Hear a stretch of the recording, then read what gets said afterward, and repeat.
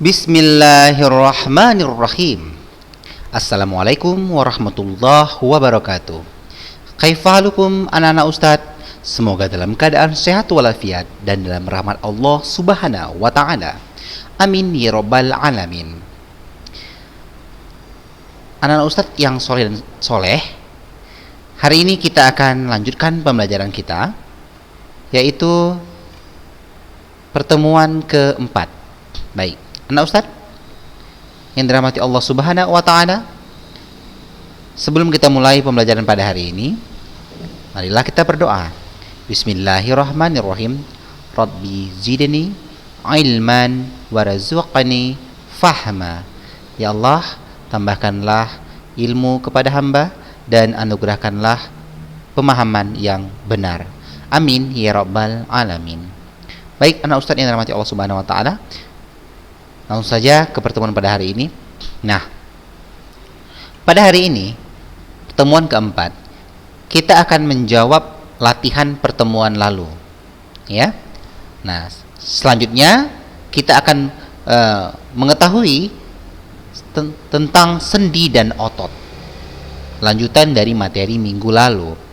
Baik, anak ustadz yang luar biasa, kita akan lihat pertanyaan yang pertama. Jelaskan rangka aksial dan apendikular. Ini pertanyaan minggu lalu ya, Ustaz ya. Rangka aksial adalah rangka yang berhubungan dengan penyokong tubuh. Ya, seperti tulang tengkorak, tulang belakang, tulang dada dan tulang rusuk. Sedangkan rangka apendikular adalah berhubungan dengan gerak, yaitu tulang anggota gerak atas dan tulang anggota gerak bawah. Barakallahu fiik. Bagi anak-anak Ustadz yang sudah mengumpulkan dan jawabannya sudah benar, Ustadz ucapkan barakallahu fiik, selamat. Dan bagi yang belum, ya, masih Ustadz tunggu, ya mungkin saja karena antum di minggu lalu ada halangan yang menimpa atau ada urusan ya yang sangat penting. Baik anak-anak Ustadz, kita lanjutkan sekilas tentang materi tentang rangka. Nah, perhatikan. Terdiri dari apa sajakah rangka manusia? Nah, jawabannya adalah terdiri dari tulang keras, tulang rawan, ikat sendi atau ligamen. Yang kedua, kenapa rangka manusia digolongkan endoskeleton? Ya, kenapa endoskeleton? Karena letaknya yang di dalam tubuh terbungkus oleh otot dan kulit. Nah, buktinya ya anak-anak Ustaz bisa lihat bahwasanya tulang kita terdapat di mana? Di luar atau di dalam? Kalau di luar gawat ya. Nah, nanti kalau terkikis atau tersandung ngilu, ya kan? Nah, makanya Allah berikan apa? Allah letakkan karunia-Nya berupa tulang untuk menegak tubuh itu berada di mana? Di dalam tubuh, terbungkus oleh otot dan kulit. Barakallahu fiik.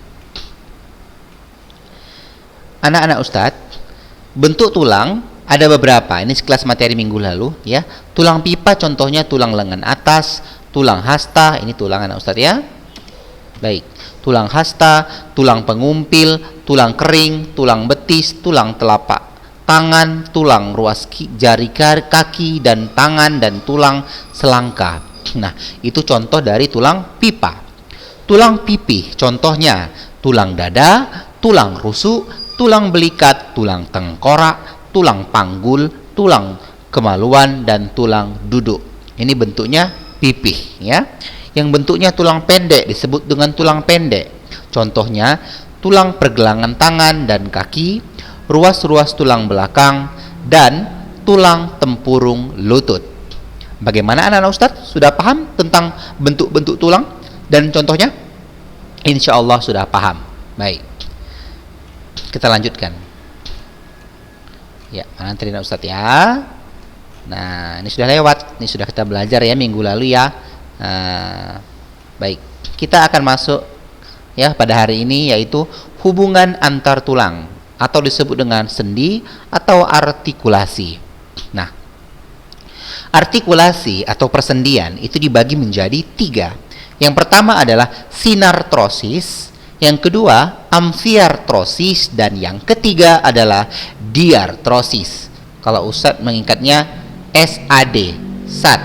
S sinartrosis, A amfiartrosis, dan D diartrosis. Untuk 3 jenis persendian atau artikulasi. Nah, yang pertama kita bahas S, yaitu sinartrosis ya. Tadi SAD ya, sinartrosis, amfiartrosis, dan diartrosis. Yang pertama sinartrosis. Sinartrosis disebut juga dengan sendi mati. Nah, persendian yang tidak dapat digerakkan, misalnya hubungan antar tulang kepala. Nah, ini dia sinartrosis ya. Nah, ada 2 pembagiannya, yaitu sinfibrosis dan sinkondrosis. Nah, di mana sinfibrosis yaitu kedua tulang disatukan oleh jaringan ikat, contohnya antar tulang tengkorak atau sutura pada bayi. Sedangkan sinkondrosis, kedua tulang dihubungkan oleh jaringan tulang rawan ya. Nah, hialin contohnya antar ruas tulang belakang. Baik, Anak Ustaz, ini contohnya ya. Nah, ini yang disebut dengan sinartrosis. Baik, Anak Ustaz, selanjutnya kita akan bahas amfiartrosis. Yang kedua amfiartrosis. Apa itu amfiartrosis? Anak-anak Ustaz ada yang tahu atau pernah dengar? Nah, amfiartrosis adalah persendian yang menggerakkan dengan gerakan yang sangat terbatas. Contohnya hubungan antar tulang rusuk dan tulang belakang. Nah, itu ya yang disebut dengan amfiartrosis. Yang pertama tadi sinfibrosis, yang kedua amfiartrosis. Saya ulangi, yang pertama sinartrosis dan yang kedua amfiartrosis. Dan yang ketiga adalah D ya, diartrosis. Diartrosis yaitu memungkinkan terjadinya gerakan atau disebut dengan sendi gerak. Nah, persendian yang paling bebas gerakannya inilah dia diartrosis. Nah, macam-macam sendi gerak ini bentuknya. Ini sendi geser, sendi peluru, sendi gulung, sendi pelana, sendi putar, dan sendi engsel. Nah, mungkin di SD juga dulu anak-anak Ustadz udah pernah belajar ya tentang macam-macam sendi gerak. Mungkin dulu yang ingat sendi peluru ya, sendi engsel, sendi pelana ya, ada sendi putar. Nah, ini adalah pengembangan materinya di tingkat SMP.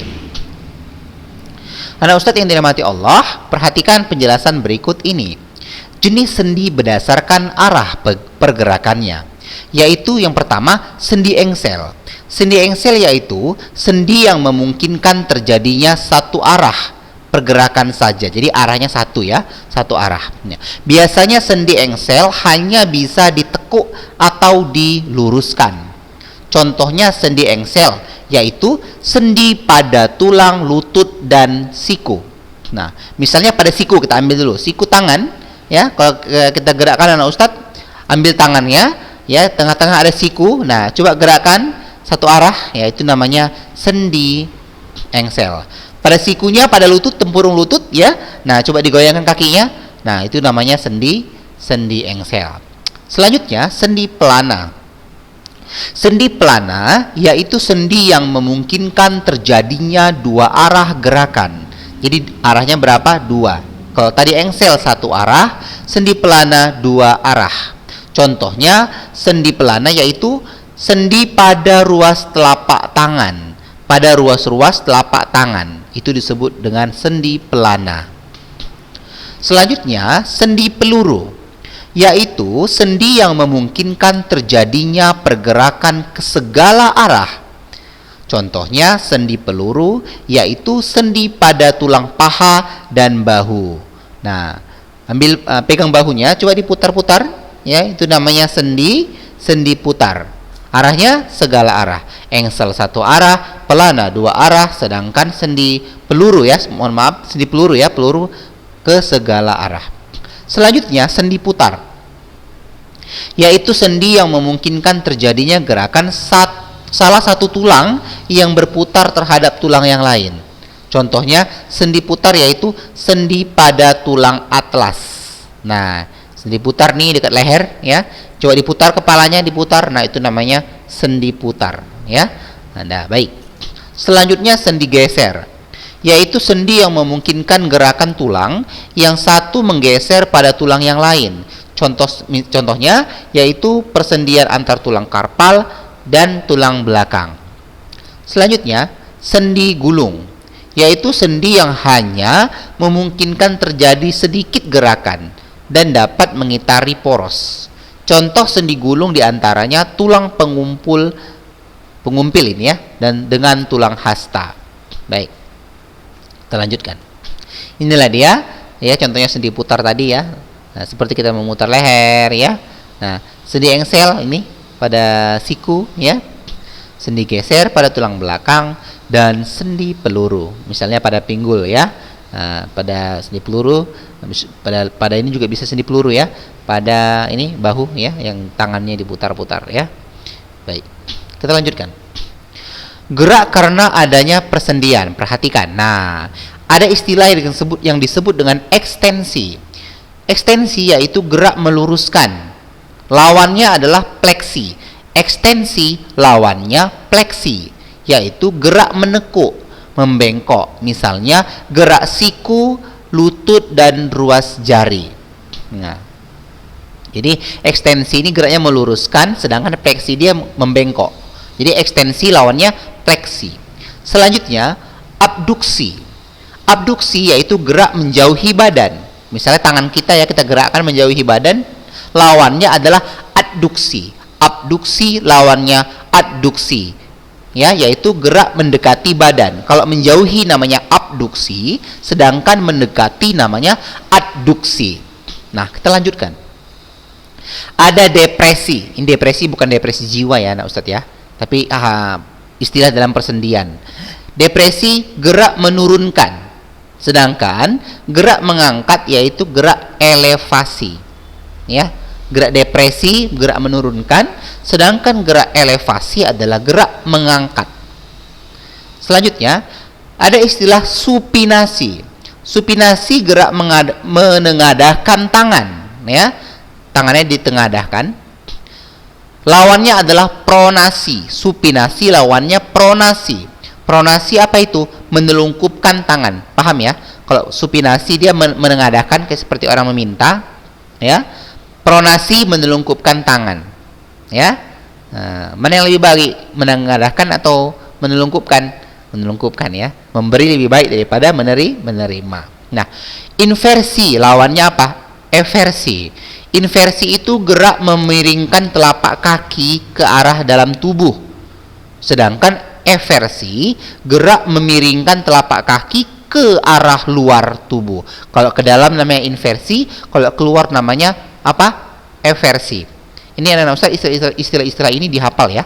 Nanti diulang lagi videonya atau di screenshot ya, dan pastinya ini ditulis ya. Baik.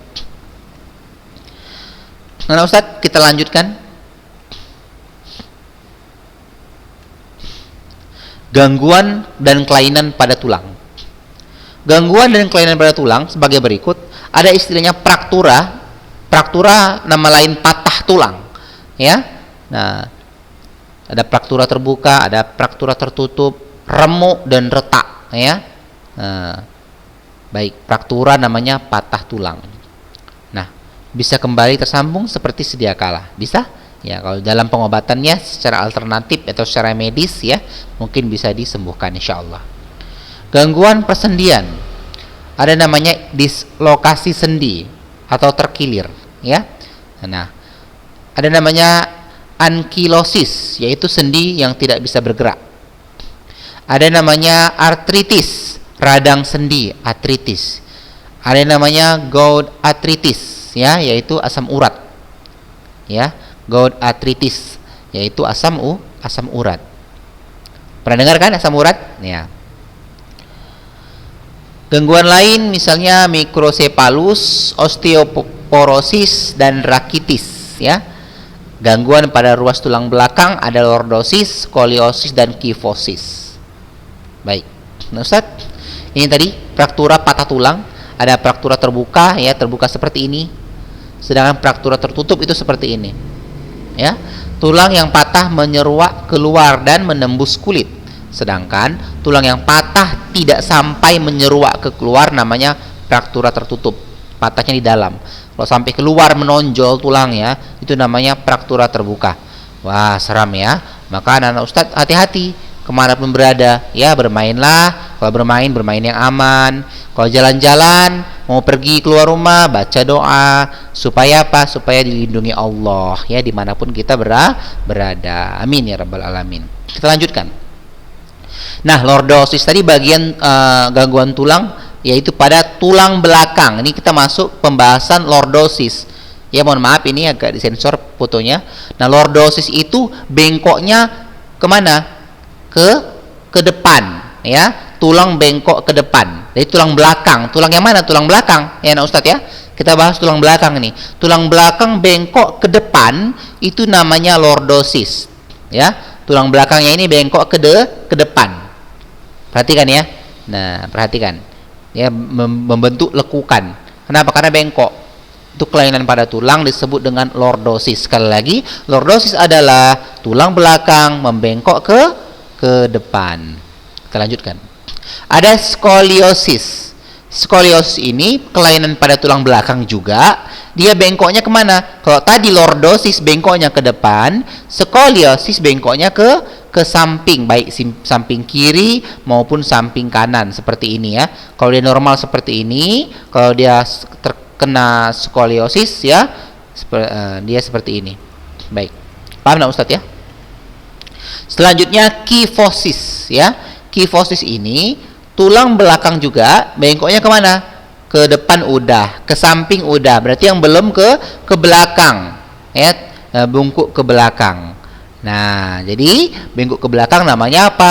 Kifosis. Seperti orang bungkuk ya kan, tulang belakangnya bengkok ke belakang atau orang bungkuk disebut dengan kifosis. Nah, ya.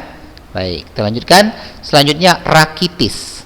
Rakitis itu penyakit tulang karena apa? Karena kekurangan vitamin D. Nah, jadi bagaimana caranya supaya kita tidak terkena penyakit tulang? Yang pertama banyak-banyak berdoa. Ya, berdoa. Karena apa? Karena doa adalah senjata umat Islam yang paling ampuh ya gitu ya. Nah, sementara itu apalagi nutrisi yang harus kita konsumsi Ustadz? Ya, banyak minum minuman yang mengandung kalsium ya, atau konsumsi makanan yang bergizi ya, khususnya untuk tulang dan gigi, misalnya seperti minum susu ya dan lain-lain. Baik, selanjutnya kita akan membahas tentang otot. Nah, otot manusia memiliki karakteristik, yaitu yang pertama bersifat kontraktibilitas, yaitu kemampuan otot untuk mengadakan perubahan menjadi lebih pendek dari ukuran semula, atau namanya berkontraksi ya. Pernah dengar ya otot berkontraksi? Otot berkontraksi. Yang kedua, karakteristiknya yaitu ekstensibilitas, yaitu apa? Kemampuan otot untuk berelaksasi atau memanjang dari ukuran semula. Setelah berkontraksi dia berelaksasi. Dan yang selanjutnya bersifat elastisitas, yakni kemampuan untuk kembali pada ukuran semula setelah berkontraksi, atau ekstensi, otot yang kembali ke ukuran semula disebut dengan keadaan relaksasi ya. Baik. Nah Ustadz, kerja otot ada dua, yaitu sinergis dan antagonis. Nah, sinergis yaitu dua otot yang kerjanya bersamaan. Misalnya, otot-otot antar tulang rusuk bekerja sama mengangkat dan menurunkan tulang rusuk dan dada. Ya. Otot antagonis yaitu dua otot yang kerjanya berlawanan. Misalnya, otot bisep dan trisep ketika meluruskan dan membengkokkan lengan bawah. Bisep tahu ya, bisep yang ketika berkontraksi, trisep yang ketika berelaksasi. Macam-macam otot ini sudah kita pelajari mungkin di SD, ini kita kembangkan lagi di SMP. Ada otot polos, otot lurik, nama lain otot lurik, otot rangka ya anak-anak ya. Otot lurik nama lainnya otot rangka, dan otot jantung. Nah, perbedaannya bagaimana? Nih perbedaannya ya. Sebelum bedanya kita lihat dulu gambarnya ya. Nih, ini gambar otot polos seperti ini. Ini gambar otot lurik dan ini gambar otot jantung. Ya, baik. Perbedaannya bagaimana anak Ustadz? Ini dia. Otot polos letaknya di mana? Di lambung, uterus, kantong urin, pembuluh darah, rahim. Umumnya di bagian dalam, ya misalnya pada saluran pencernaan. Maka letak otot polos itu di mana? Lambung, uterus, kantong urin, pembuluh darah, dan rahim. Otot luri di mana letaknya? Di rangka. Makanya nama lain otot luri adalah otot rangka. Selanjutnya otot jantung.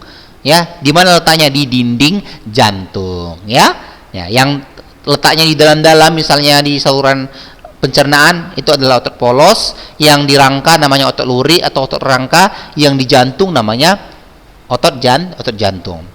Bentuknya bentuk serabut ya. Serabut itu seperti ini maksudnya. Ini serabutnya ya. Ini serabutnya. Serabut otot polos tidak beraturan, sedangkan otot luri beraturan dan otot jantung beraturan. Jumlah inti otot polos, jumlah intinya 1 di mana? Di tengah letaknya. Otot luri di mana? Di tepi, banyak ya, intinya. Otot jantung 1 juga di mana? Di tengah, sama seperti otot polos. Ini lihat gambarnya, ini intinya ya. Inti otot polos di tengah hanya 1, sama seperti otot jantung di 1, sedangkan otot luri itu banyak di pinggir ya. Nah, itu dia. Jumlah dan letak sudah kita bahas. Selanjutnya adalah kecepatan respon. Kecepatan respon pada otot polos yaitu lambat, sementara itu untuk otot luri kecepatannya cepat dan otot jantung ya sedang. Cara kerja pada jenis otot polos ya, otot polos cara kerjanya tak sadar ya. Nah, sedangkan otot luri atau otot rangka sadar dan otot jantung tak sadar. Nah, itu cara kerjanya ya. Baik. Maksudnya apa Ustadz? Sadar tak sadar. Nah, otot polos kan di dalam pencernaan. Dia tidak bisa dikontrol oleh otak. Paham ya? Maka dikatakan tak sadar. Dia bekerja secara sendiri, ya. Nah, Allah lah yang punya kuasa itu. Bagaimana cara kerjanya, ya kan? Luar biasa, Masya Allah. Otot luri, otot jantung kenapa sadar Ustadz? Iya, karena mohon maaf ya, otot luri itu otot rangka tadi kan. Nah, otot luri kenapa sadar Ustadz? Iya, karena kita bergerak biasanya diatur oleh otak, ya. Mau melompat, berjalan, berlari, seperti itu kira-kira. Nah, sedangkan otot jantung tak sadar, sama ya. Seandainya jantung kita bisa berhenti, bisa berdetak, bagaimana tuh? Ya, tiba-tiba jantungnya berhenti, nggak mungkin ya. Nah, otot jantung terus bekerja ya secara tak sadar. Nah, kemampuan kontraksinya otot polos lama, otot lurik sebentar karena dia ada merasa lelah dan lain-lain ya. Sedangkan otot jantung juga sedang ya.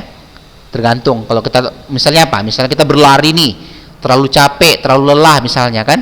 Nah, maka jantung itu berdetak semakin kencang seperti itu ya. Maka dia sedang ya. Warnanya untuk otot polos warnanya polos, otot luri warnanya luri, otot jantung juga bentuknya luri. Seperti ini gambarnya.